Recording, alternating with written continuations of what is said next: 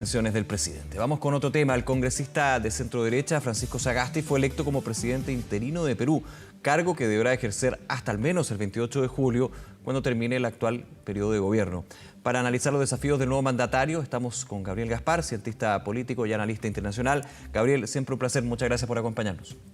¿Qué tal, Nicolás? Un gusto saludarte. Muy buenos días. A ver, ¿quién es Francisco Sagasti? ¿Cómo llega? Y te hago la pregunta, Gabriel, finalmente, ¿cómo se evalúa lo que fue esta salida alternativa, medida que se da desde la institucionalidad peruana para, de alguna manera, solventar esta crisis que se vive en el país?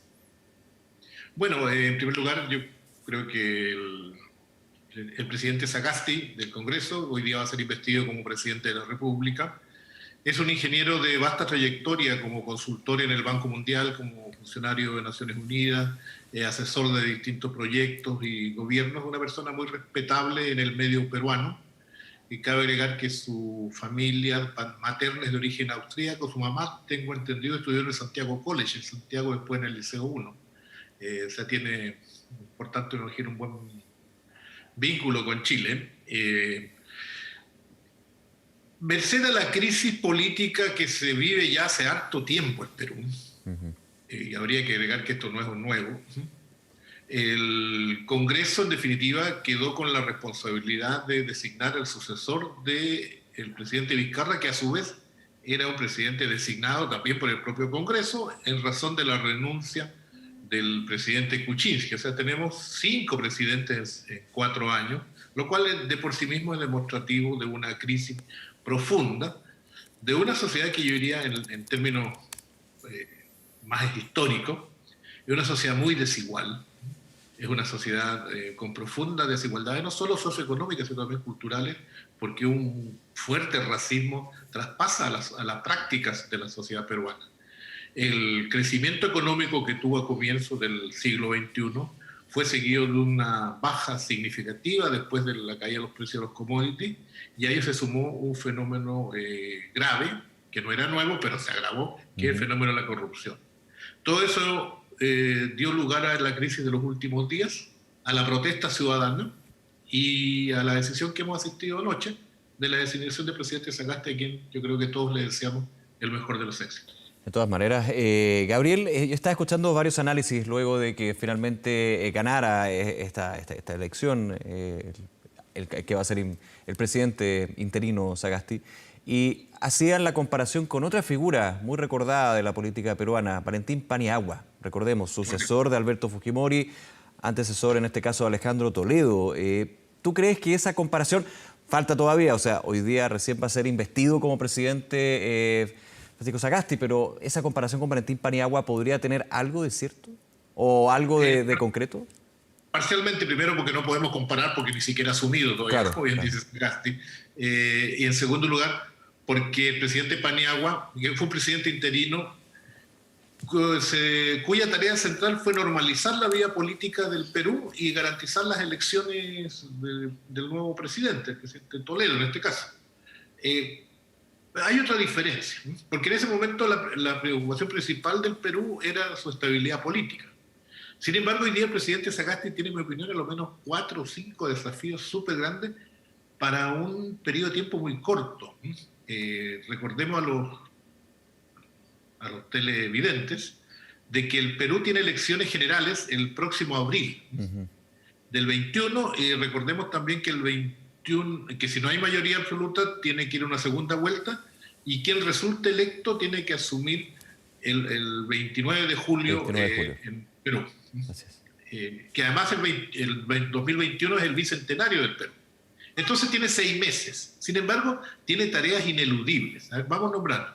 1, tiene que normalizar el país, escuchar a la calle, cosas que es muy importante, porque en el Perú una movilización ciudadana es lo más novedoso, que demandó muchas cosas, entre otras cosas, hay un fuerte pedido de reforma constitucional. Segundo, debiera normalizar, o sea, más bien mantener el esfuerzo para combatir la pandemia que ha provocado estragos en el Perú. Estragos que han ubicado al Perú en el 3er lugar en América Latina en número de enfermos, deben ser más de 850.000 contagiados, ¿cierto? Y decenas de miles de muertos. Pero también la pandemia, al igual que en todas partes, y Chile incluido, trajo un desastre económico, porque significó que todos los informales, al ser obligados a tener esta suerte de arresto domiciliario, perdieron sus fuentes de empleo. Y en Perú la informalidad llega a un 50%. Muchas veces los gobernantes no se dan cuenta de eso. Yo recién escuchaba que se vuelve a repetir en Chile que teníamos todo listo desde enero, por ejemplo, en el caso chileno, y mejor ni comentar eso. Entonces, pandemia, crisis económica, escuchar a la calle y sobre todo garantizar buenas elecciones limpias y transparentes, todos esos 6 meses es mucho. Cierto. Por lo mismo yo creo que, a diferencia de Paniagua, que tenía una sola gran tarea, que era la normalización democrática, el presidente Sagasti va a tener una agenda muy demandante muy poco en un tiempo. año muy crucial, el bicentenario. Sí, claro, y muy poco tiempo de todas maneras. Gabriel, Correcto. ahora, Sagasti, que representa al Partido Morado, contemos y expliquemos un poquito a quienes no saben de qué se trata este Partido Morado. Es un partido que tiene bastante poco tiempo en términos de la creación, hace un par de años solamente, un partido de centro con ideas de derecha, pero también con algunas ideas también. Por ejemplo, Sagasti apoya lo que es el aborto, el matrimonio homosexual. Entonces, ¿de dónde viene un poquito este partido? Bueno, yo diría que, para ponerlo en contexto, en el Perú se acabó la época de los grandes partidos que correspondían a plataformas ideológicas y propuestas programáticas.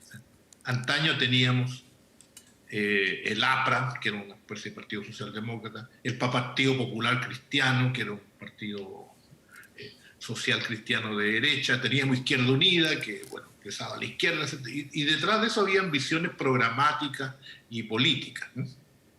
La ruptura de los partidos políticos, del sistema de partidos políticos, generó la emergencia de múltiples partidos que todos tienen nombres muy curiosos, casi comunicacionales.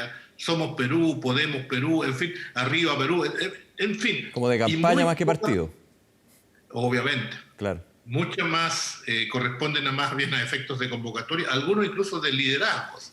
En el caso del partido Podemos, es una agrupación relativamente menor en cuanto a su electorado, de centro derecha, podríamos decir, por los valores que coloca un partido nuevo, ¿no?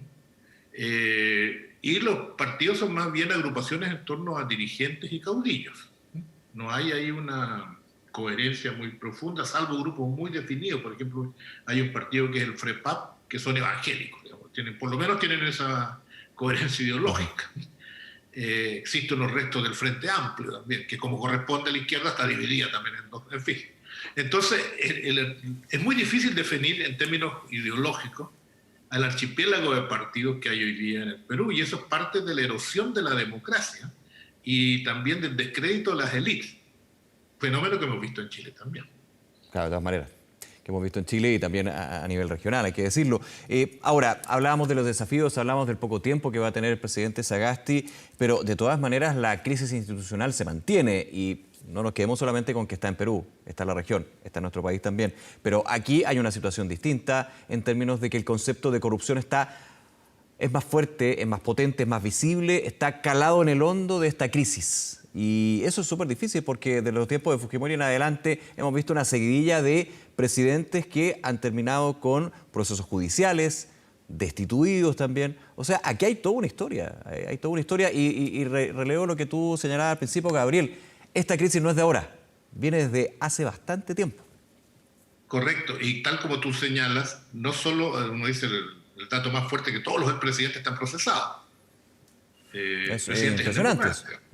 Claro, pero no solo los presidentes, también hay muchos procesados entre los parlamentarios, los actuales y los pasados. Claro. Y también en muchos jueces, porque muchos dicen qué ejemplo de la justicia peruana que han enjuiciado tantos presidentes. La mayoría de los presidentes enjuiciados son por el caso Odebrecht, la brasileña esta que coimeaba a todo el mundo. Pero estos casos no se deben especialmente a la justicia peruana, se deben a que los ejecutivos de Odebrecht colaboraron con la justicia para minorar sus penas, y ellos empezaron a delatar, ¿cierto?, a quienes coimeaban en América Latina. Y ahí salió el capítulo peruano. O sea, no estoy desmereciendo a la justicia peruana estrictamente, sino que estoy diciendo que el esfuerzo principal lo hicieron los fiscales brasileños. Entonces, la justicia, el Congreso y el Ejecutivo, todos metidos en la bolsa de una corrupción galopante. Y eso indigna a una población. Y una población que además, sin dinero por la crisis, con miedo por el contagio, e indignada, ¿cierto?, por los privilegios de la élite en una sociedad racista y que además se ufanaba de los logros del consumo, que al igual que acá en Chile, llegaba a muy pocos sectores, es obvio que la gente está molesta. Es perfectamente entendible. Bien, Gabriel Gaspar, muchísimas gracias por acompañarnos esta mañana. Que estés muy bien.